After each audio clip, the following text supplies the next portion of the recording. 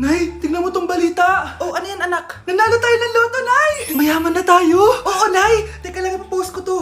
Nanalo kami ng loto.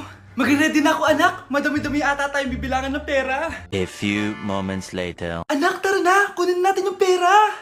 Hello. Nakita ko yung post mo. Nanalo pala kayo ng loto, ah. Oo. Ba't pala andito ka? Di ba crush mo ko? Liligawan sana kita. Che! Di ba nireject mo ako dati? Peperahan mo lang ako eh. Hoy, lalaki ka! Alam ko na balak mo. Porket nanalo kami ng loto, jujuwain mo na tong anak ko? Hindi ko naman po peperahin yung anak nyo. Ay, oo, Mare. Hindi naman peperahan ng anak ko yung anak mo. Oh, ba't nandito ka? Makikipag-close sana ako sa'yo kasi magiging bilang ka na ng anak ko. Ay, tiilan nyo kami. Peperahan nyo lang kami. Lumayas kayo dito. Nabasa niyo na ba yung balita?